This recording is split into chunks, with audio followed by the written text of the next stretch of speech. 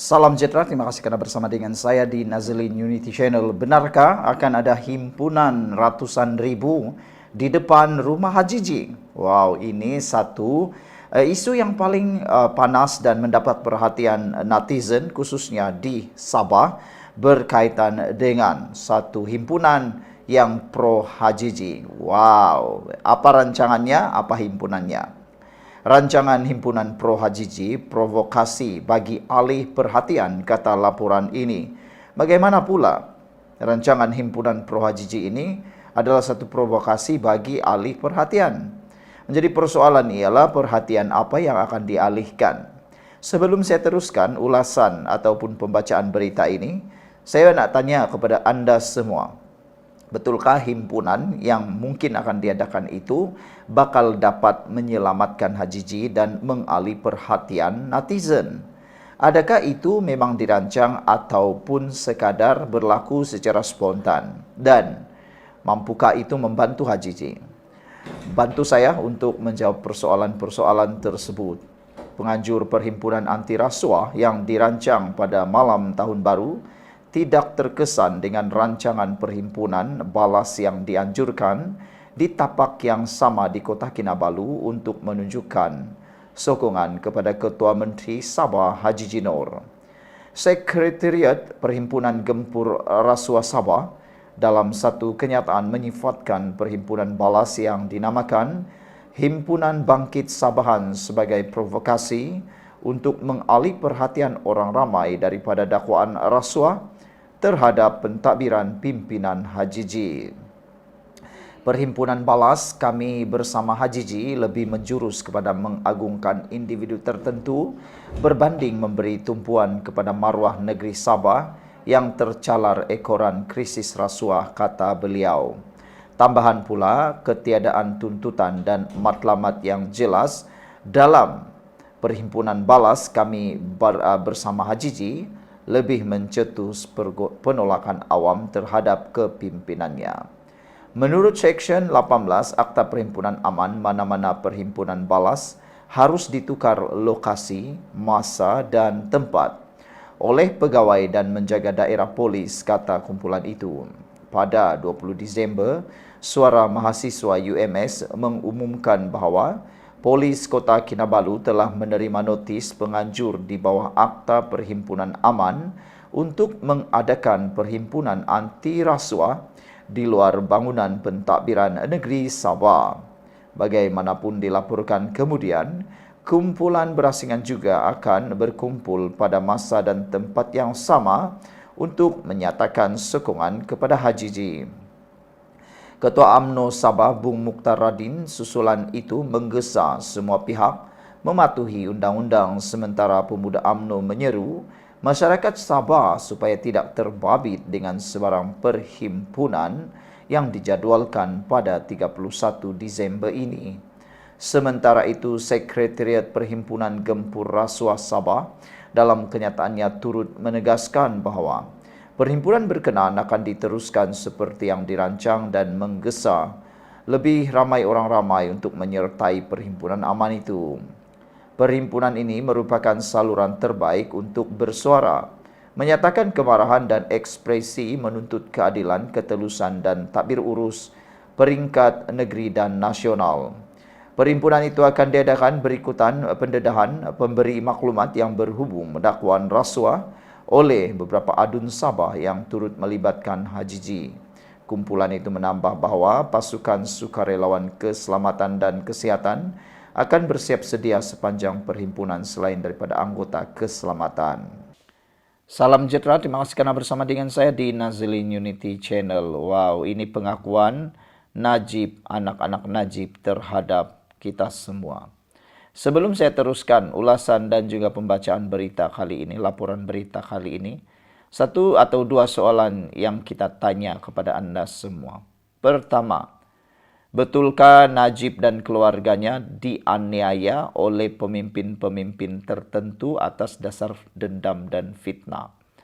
Benarkah Rosmah Mansur dan Najib yang telah didapati bersalah oleh mahkamah dalam beberapa kes sebenarnya hanya difitnah ataupun telah didengar oleh mahkamah dan sebenarnya memang ada kes dan telah melakukan kesalahan.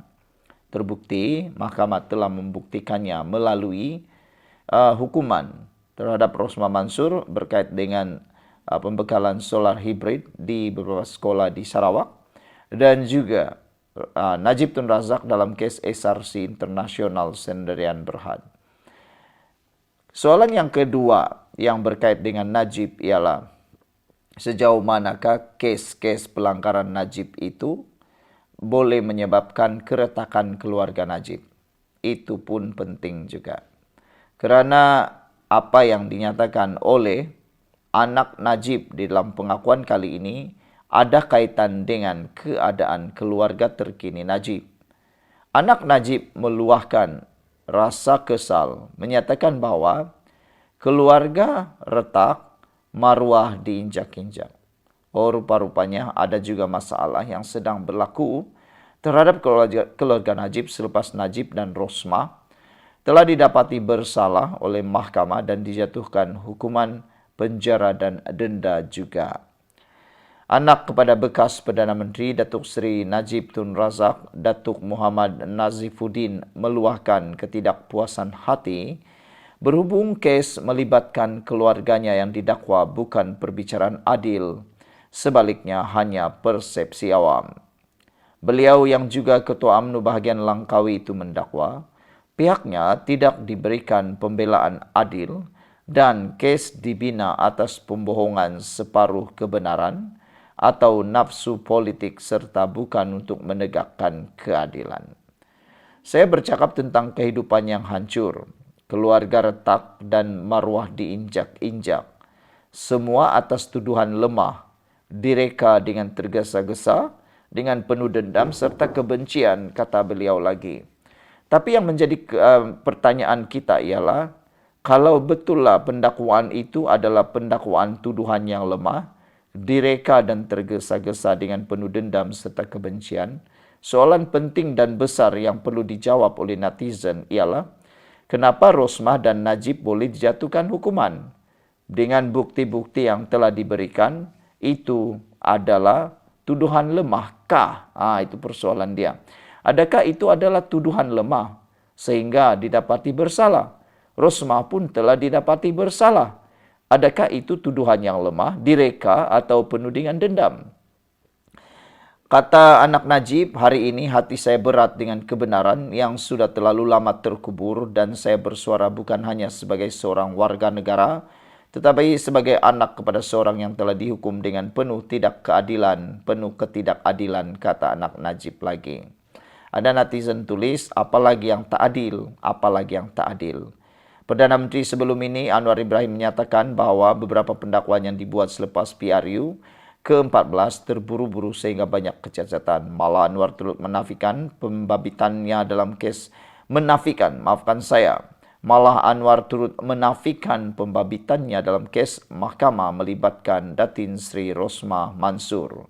Dalam pada itu, Muhammad Nazifuddin berkata ucapan yang diucapkan Anwar ibarat menikam kegelapan dan menutup pandangan terhadap keadilan. Terlalu lama kita dibohongi, diberitahu bahawa kes-kes tersebut adalah tentang kebenaran dan tanggungjawab, tetapi hakikatnya ini adalah kempen kebencian yang dirancang untuk menafikan keadilan.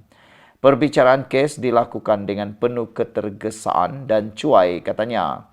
Bagaimana lagi kita boleh jelaskan tentang berulang kali ketiadaan bukti, tuduhan cacat, serta akhirnya mahkamah terpaksa menggugurkan kes-kes yang jelas yang hanya permainan politik, katanya. Mengapa? Kerana ini bukan tentang keadilan, ini tentang dendam, kata anak Najib.